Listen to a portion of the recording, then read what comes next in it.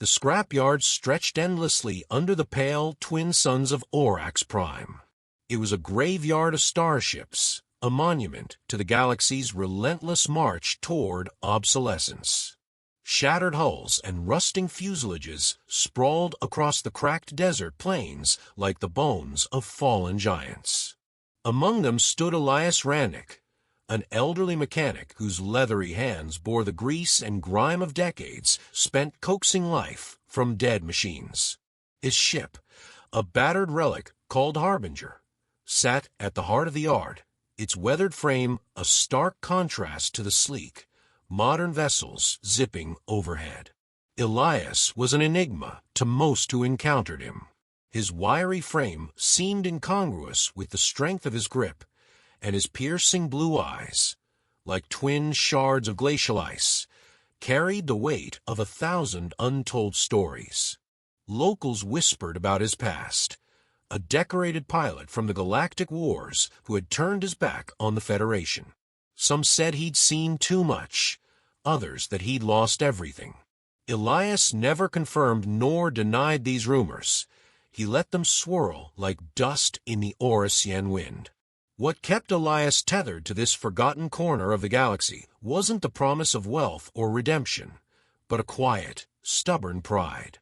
The world had moved on, leaving behind men like him and ships like the Harbinger. Yet Elias believed there was a certain poetry in preserving what others discarded. He spent his days tinkering with the ship, patching its hull and recalibrating its outdated systems, not because he thought he'd ever fly it again, but because he couldn't bear to let it fade entirely. Still clinging to that rust bucket Rannick came a familiar voice, sharp with mockery. Elias didn't have to look up to recognize the speaker. Davin Ortiz, the owner of Ortiz Starworks, a rising name in the interstellar shipbuilding industry. Davin was everything Elias wasn't: young, brash, and ruthlessly pragmatic. His ships were sleek, efficient, and utterly soulless. Elias wiped his hands on a rag, his movements slow and deliberate. "What do you want, Ortiz?" Davin smirked, his polished boots crunching against the gravel as he approached. "Just passing through. Thought I'd see if you'd finally come to your senses and scrap this old heap. You know, there's good money in parts." Elias turned to face him, his gaze steady. The Harbinger isn't just a ship. It's history. History doesn't pay the bills, Davin shot back. And it certainly doesn't win races or fend off raiders. Face it, Rannick, you're clinging to a ghost. The words stung more than Elias cared to admit. He knew Davin wasn't entirely wrong. The galaxy had no use for relics, and the Harbinger was a relic of the highest order. Its design was clunky, its systems outdated, and its weapons, such as they were, laughably primitive. Yet Elias couldn't shake the feeling that the ship still had a purpose, even if he couldn't yet see what it was. As Davin strutted off, his laughter echoing through the scrapyard, Elias's gaze lingered on the Harbinger. The ship's once proud insignia, a stylized phoenix, was barely visible beneath layers of grime and corrosion. It felt like a metaphor for his own life. Battered, diminished, but not yet extinguished. The scrapyard fell quiet again, save for the distant hum of Aurasian insects. Elias leaned against the ship's hull, his thoughts drifting to the past. He remembered the days when the Harbinger had soared through the stars, its engines roaring like a caged beast. It had been a symbol of hope, a lifeline for stranded colonies, and a thorn in the side of the Federation's enemies. Those days were gone, but the memories remained, sharp and vivid. As the suns dipped lower in the sky, casting long shadows across the yard, Elias's solitude was interrupted by an unexpected sound, a soft, rhythmic tapping. He turned, his hand instinctively reaching for the wrench at his belt.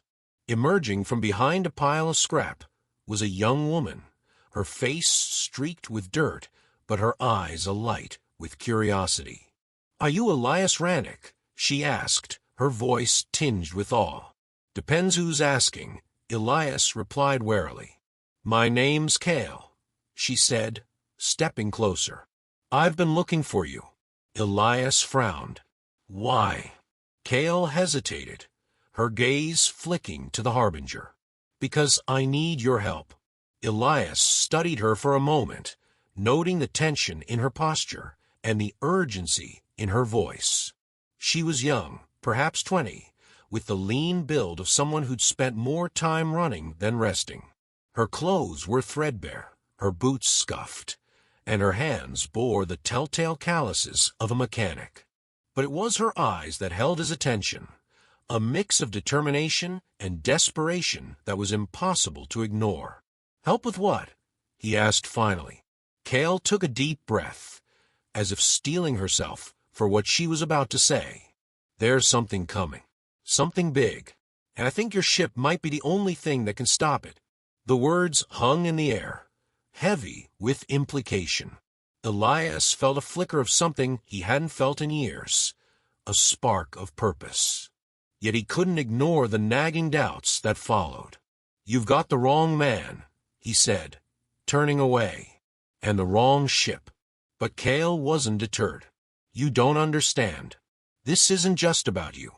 If we don't act now, millions could die." Elias froze, her words cutting through his defenses like a blade.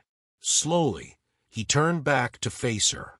"Start talking," he said, "and don't leave anything out." As Cale began to explain, Elias listened intently, his mind racing. He didn't know where this path would lead, but one thing was certain.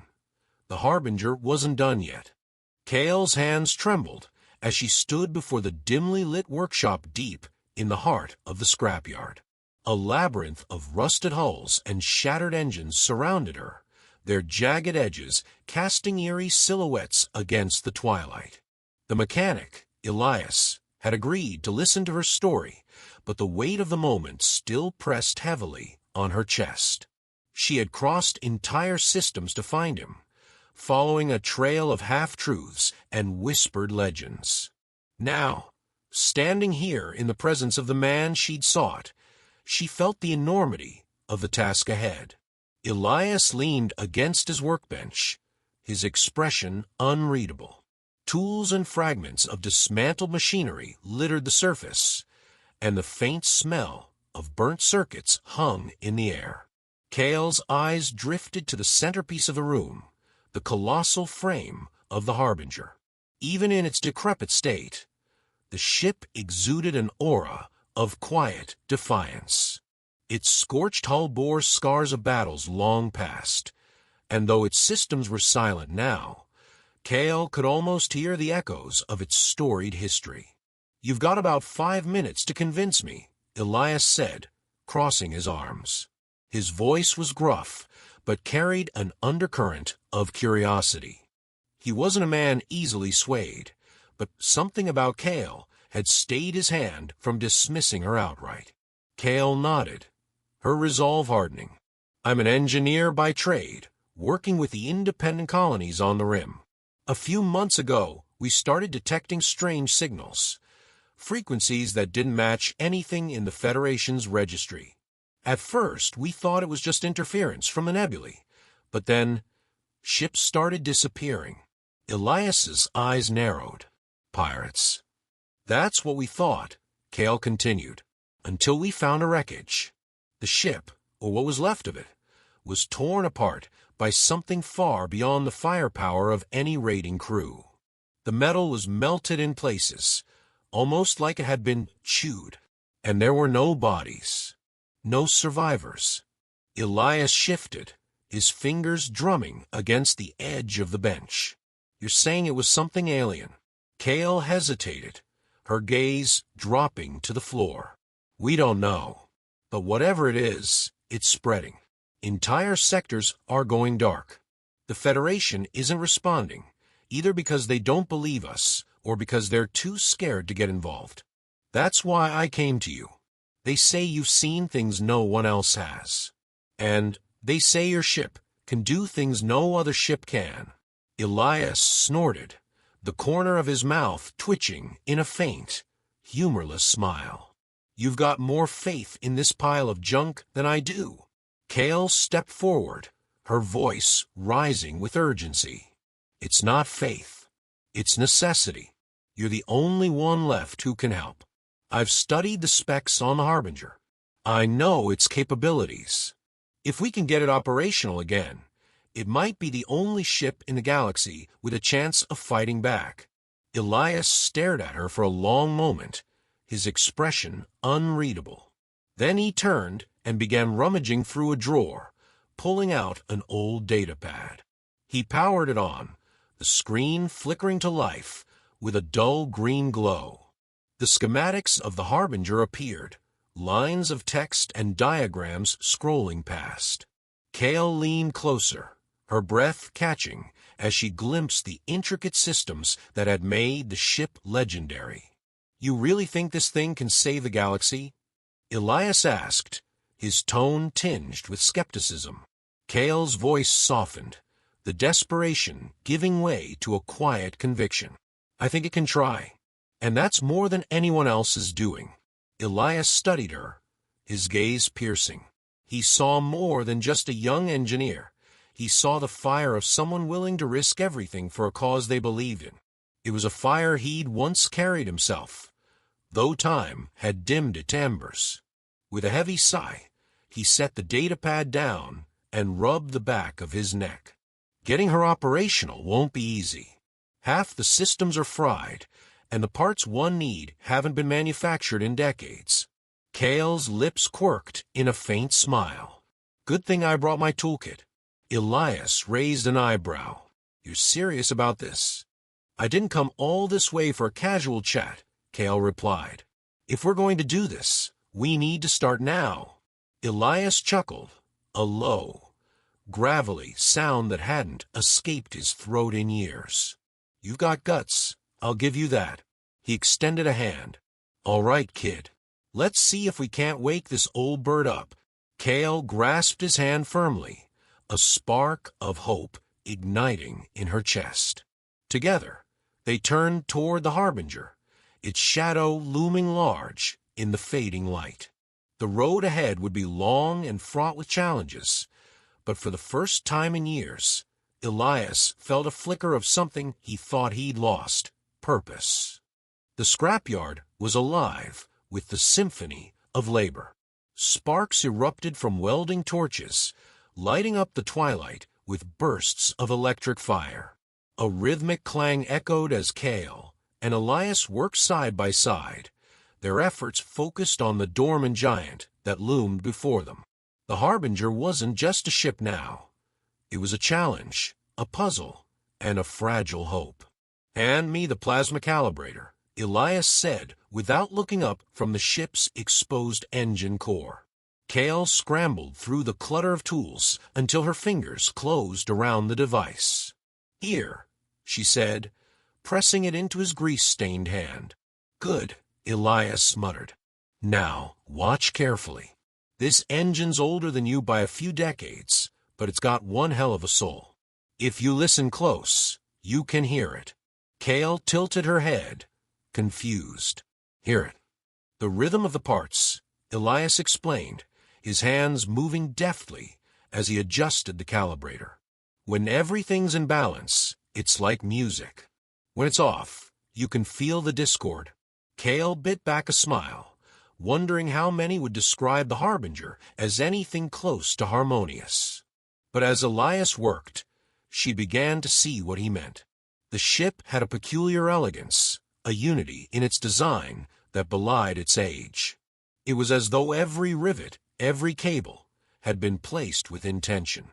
Hours bled into the night, and the stars of Orax Prime sparkled overhead like distant lighthouses. Kale found herself pausing every now and then, gazing up at the vast expanse. There was beauty in the stars, but also danger and secrets.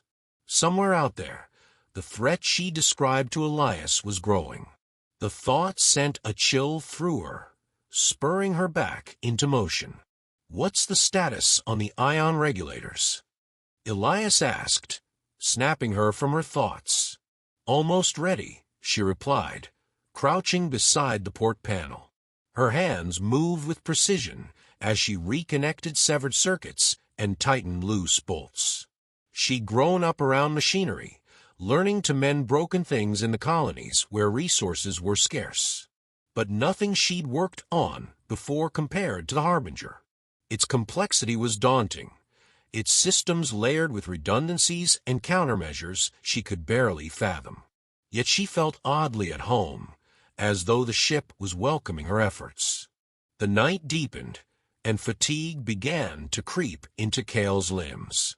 Elias noticed her slowing pace and set down his tools. "We're not going to finish this tonight. Rest while you can.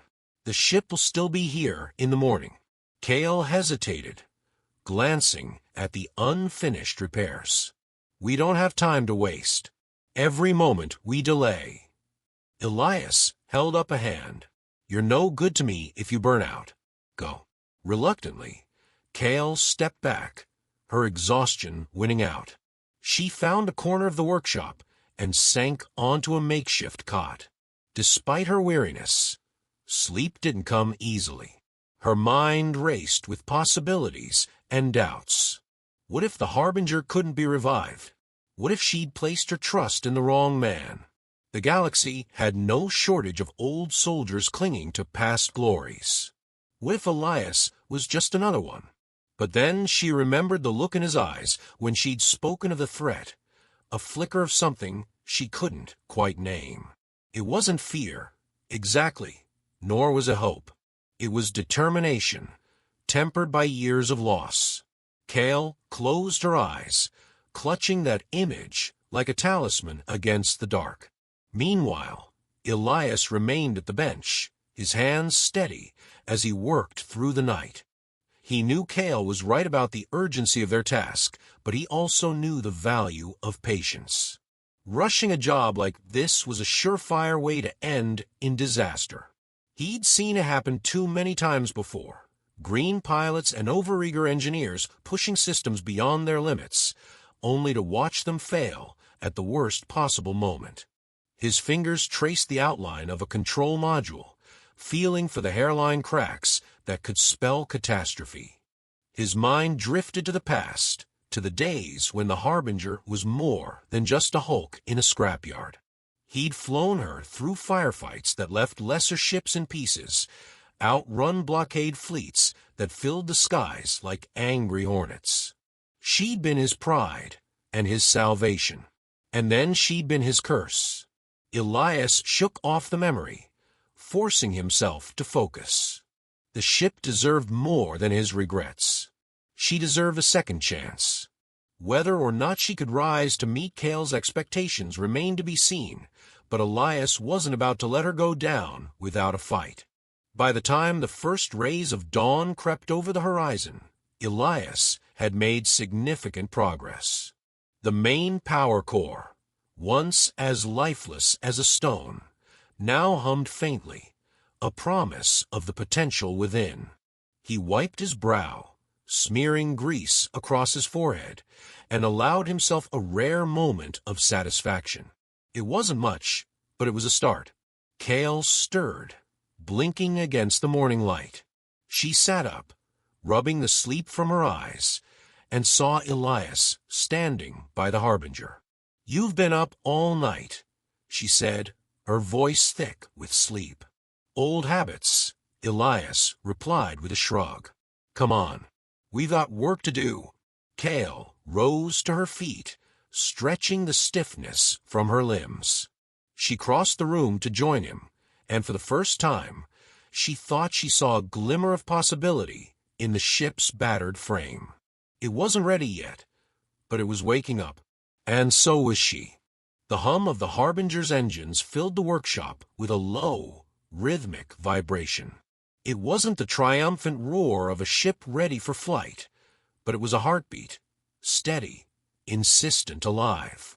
Cale hovered near the diagnostics console, her fingers dancing over the controls as data scrolled across the screen.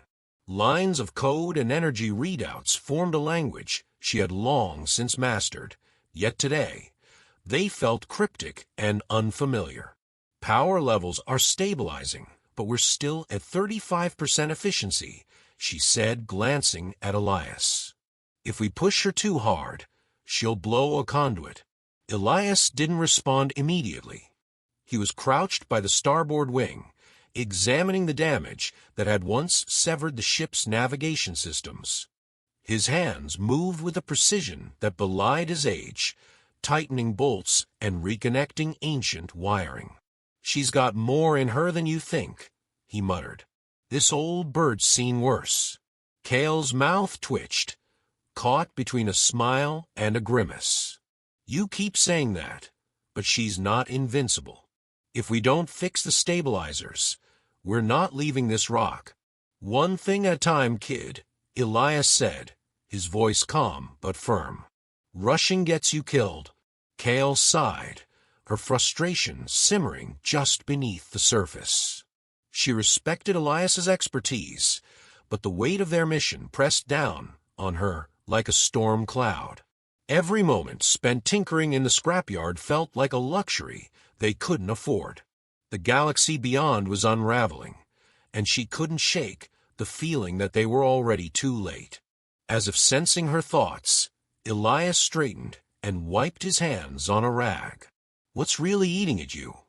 Cale hesitated, unsure how to put her fears into words. Finally, she said, "I've seen what's out there.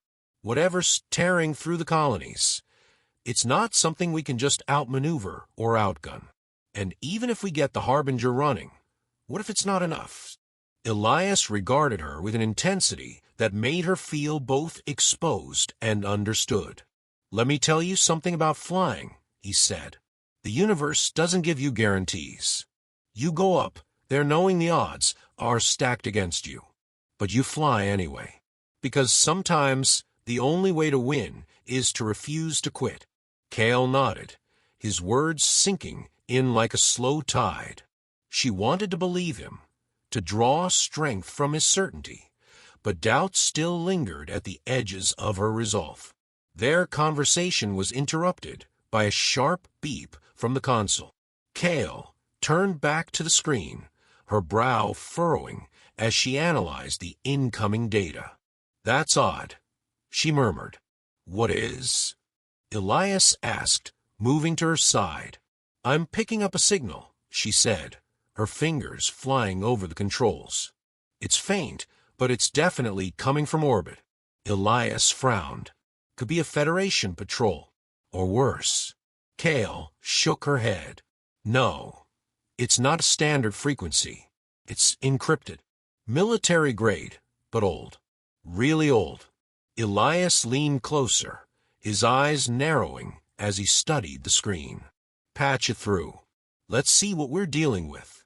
Cale hesitated for a fraction of a second before complying. The signal crackled to life, filling the workshop with bursts of static and fragmented audio. A voice emerged, distorted but unmistakably human. "This is Captain Reyna, Solis of the Ice's Vanguard. Distress beacon activated, location compromised, need immediate assistance." The message cut off abruptly, leaving an eerie silence in its wake. Cale's heart raced as she turned to Elias. "The Vanguard? That ship disappeared decades ago. It was one of the first to go missing near the rim." Elias's jaw tightened. "Looks like it's not so missing anymore. What do we do?" Cale asked, her voice barely above a whisper. Elias didn't answer immediately. He stared at the console, his mind working through the possibilities. The logical part of him screamed to ignore the signal. They had enough problems without chasing ghosts. But another part, the part that had kept him alive through countless battles, knew better. Nothing about this felt random. Finally, he said, "We're going to check out. If the signal's real, it might give us answers. And if it's a trap, well, I've sprung a few in my time." Cale nodded, adrenaline coursing through her veins. The workshop seemed to shrink around them, the walls closing in as the weight of their decision settled. This wasn't just about repairing a ship anymore. It was about stepping into the unknown, facing whatever waited for them in the dark. Elias moved toward the cockpit, his movements steady and deliberate.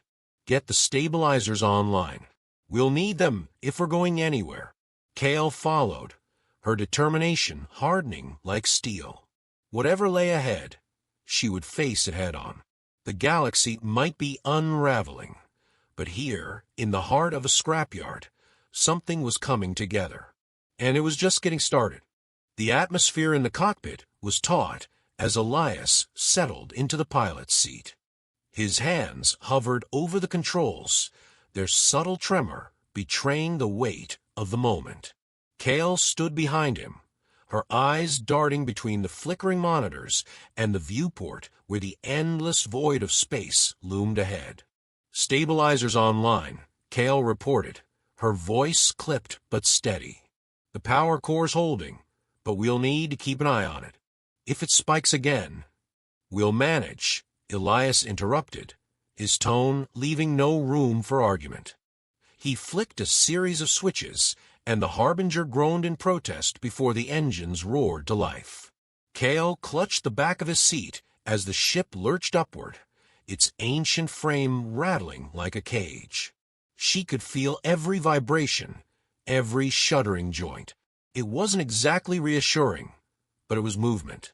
For the first time in decades, the Harbinger was airborne. The scrapyard shrank below them, its sprawling maze of debris fading into the horizon as the ship climbed higher. Kale watched the transition from atmosphere to space with a mixture of awe and dread. She had spent most of her life planetside, and the vastness of the stars always left her feeling small. Today, they felt like they were watching her. Elias broke the silence. "Coordinates locked. If that signal's legit, we're looking at a drift zone just outside the rim. Could be an old mining sector, maybe a way station, or an ambush," Kale muttered, leaning over the navigation console. The data coming through was incomplete, fragmented, like a puzzle missing half its pieces. "Maybe," Elias admitted, "but we're not turning back now." The ship settled into a steady glide, the hum of its engines filling the cabin with a strange sort of comfort. Elias's focus remained fixed on the controls, his movements deliberate and practiced. It was clear to Kale that this wasn't just muscle memory. It was instinct, honed over a lifetime of flying. Kale sank into the co-pilot's chair, her fingers tracing the edges of the console. She felt the weight of her decision pressing down on her. This wasn't just about saving the colonies or even the strange distress signal. It was about proving that she was more than the sum of her mistakes, that she could rise to meet the challenge she had set for herself. "What do you think happened to the Vanguard?" she asked after a while, her voice soft. Elias didn't answer immediately. His eyes remained on the viewport, where the distant glimmer of a nebula stretched like a painted horizon. Finally, he said, "Ships don't just disappear. Not really. Something always takes them. Pirates. Black holes. Bad decisions." Kale frowned. "And what if it's not something we've seen before? What if?" She trailed off, unable to finish the thought. Elias glanced at her, his expression unreadable. "Doesn't matter," he said. "We find out. That's what we're here for." The cockpit fell into a heavy silence, broken only by the occasional beep of the sensors. Hours passed as the ship cruised through the void, the monotony broken by the distant glow of passing stars. Kale dozed off at some point, her head resting against the console, but Elias stayed awake, his thoughts too restless for sleep. Eventually, the navigational computer chimed, drawing both of their attention. Kale blinked herself awake, squinting at the screen. "We're close," she said, her voice thick with sleep. "Signal strength is increasing." Elias nodded, adjusting their course. Ahead, a faint shimmer appeared against the blackness, like a mirage on the horizon. As they drew closer, the shimmer resolved into a derelict structure, its silhouette jagged and irregular. It wasn't the Vanguard, but it was something. Kale leaned forward, her pulse quickening. "Is that a station?" "Looks like it," Elias said. "An old one. Probably decommissioned. But there's power. Barely." The ship's sensors flickered, struggling to make sense of the readings. Kale toggled through the data, her brow furrowing. "I'm picking up anomalies. Energy spikes, but they're erratic. Could be residual from the station's systems, or something else," Elias finished grimly. He guided the Harbinger closer, the ship's lights cutting through the darkness to illuminate the station's surface. It was a patchwork of corroded metal and shattered panels, its exterior pockmarked by debris impacts. Yet it wasn't entirely lifeless. Dim lights flickered in some of the windows, and faint trails of vapor curled from what appeared to be venting systems. Kale's stomach churned. Something about the station felt wrong, like a chord played just slightly out of tune. She reached for her sidearm, checking its charge. "We're not going in there unarmed, are we?" Elias smirked, the corner of his mouth twitching. "What do you take me for?" He reached under his seat, pulling out a battered rifle that looked as old as the ship. "Stay close and keep your eyes open. If anything moves, I want to know about it." Kale nodded, her grip tightening on her weapon. As the Harbinger docked with the station, the sound of the airlock engaging echoed through the hull, loud and ominous. The two of them exchanged a glance before stepping into the unknown. The air inside was stale, tinged with the metallic tang of decay. Emergency lights flickered overhead, casting long shadows that seemed to shift and dance. The corridors were eerily silent, save for the occasional creak of the station's aging structure. Kale's pulse thundered in her ears as they moved deeper into the station. Every step felt like an intrusion, a violation of a space that had been forgotten by time. And yet, she couldn't shake the feeling that they weren't alone. Elias paused at a junction, his eyes scanning the darkness. "Signal's stronger here," he said. "Whatever sent that message, it's close." Kale's hand hovered near her weapon as they pressed on. The tension was suffocating, the shadows closing in around them. And then, without warning, a sound pierced the silence, a low, guttural growl that seemed to come from everywhere at once.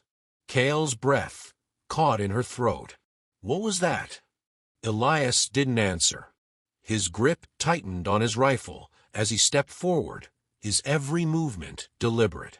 The growl came again, louder this time, accompanied by the sound of metal scraping against metal. Kale's instincts screamed at her to run, but she forced herself to follow Elias. Whatever awaited them in the darkness, they had no choice but to face it. The growl came again, reverberating through the corroded halls of the station.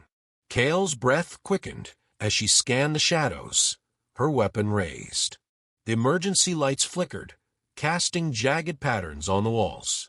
It felt as if the station itself was alive, watching them with silent malevolence. "Stay close," Elias murmured, his voice steady despite the tension crackling in the air. His rifle was trained on the corridor ahead, his steps deliberate and soundless. The signal they had followed was now a blaring pulse on their handheld scanner, its intensity almost deafening. They rounded a corner and froze. In the center of the room, illuminated by the pale glow of a malfunctioning console, stood a creature unlike anything Kale had ever seen. Its form was serpentine, with limbs that seemed to shift and dissolve like smoke. Its eyes burned like embers, fixing on them with a predatory intelligence. The air grew heavy, charged with an unnatural energy that made Kale's skin crawl. "That's no distress signal," Elias muttered, his grip tightening on his rifle. The creature let out a guttural snarl and lunged, its body moving with impossible speed. Elias fired, the blast of energy illuminating the room, but the creature twisted in midair, avoiding the shot. Kale ducked as the creature's tail whipped past her, slicing through a metal support beam like it was paper. It's drawing power from the stations. Kale shouted, darting behind a console for cover. We have to cut it off. I'll distract it. You find the source. Elias barked, rolling to avoid another strike. His movements were fluid and precise, honed by years of combat. He fired again, the shot grazing the creature's flank and eliciting a shriek that echoed through the station. Kale didn't hesitate. She sprinted toward the console, her hands flying over the controls as she tried to decipher the ancient interface.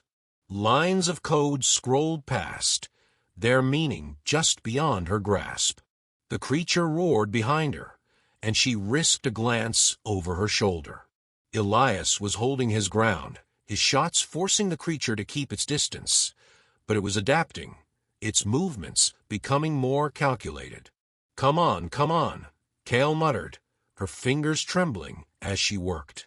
Finally, she found it, a central power conduit that fed directly into the station's core.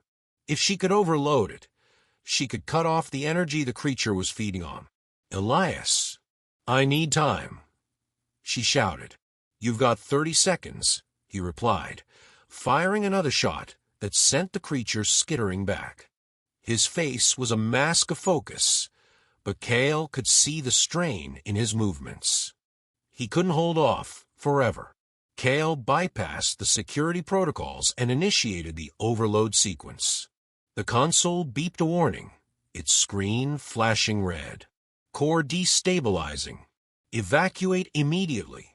It's done, Kale yelled, turning to run. We have to go.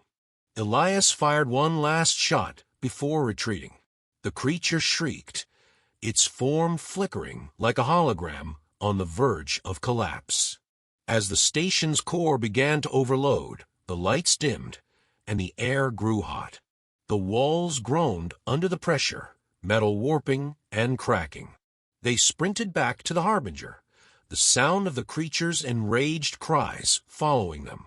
Kale could feel the vibrations of the station's imminent collapse under her feet. They reached the airlock, and Elias slammed his fist against the controls, sealing it behind them. Strap in, he commanded as they rushed into the cockpit. Kale barely had time to buckle herself in before Elias fired up the engines. The ship roared to life, shuddering as it tore free from the docking clamps. The station exploded behind them, a blinding burst of light and debris that sent shockwaves rippling through space. The Harbinger was thrown forward, alarms blaring as Elias wrestled with the controls. Kale gripped her seat, her heart pounding as the ship spun wildly before stabilizing. Silence fell over the cockpit, broken only by the labored hum of the ship's systems. Kale let out a shaky breath, her hands still clutching the armrests. Is it gone? Elias didn't answer immediately. His eyes were fixed on the viewport, where the remnants of the station floated like ashes in the void. Finally, he nodded. For now, Kale slumped back in her seat, exhaustion washing over her. What the hell was that thing? Elias shook his head. I don't know. But whatever it wasn't just some anomaly. It was waiting for us. Kale shivered at the thought. She had faced danger before, but this was different. This was something ancient, something that defied understanding. Elias glanced at her, his expression softening. You did good, kid. Couldn't have done it without you. Kale managed a weak smile. You're not so bad yourself, old man. They sat in silence for a while, the weight of their ordeal settling over them. Finally, Elias reached for the controls. Let's get out of here. We've got a galaxy to warn. As the Harbinger powered up and set a course for the nearest colony, Kale looked out at the stars. They seemed different now, less distant and more alive. She didn't know what the future held, but for the first time, she felt ready to face it. The ship disappeared into the void, leaving behind only the echoes of a battle won and the promise of battles yet to come.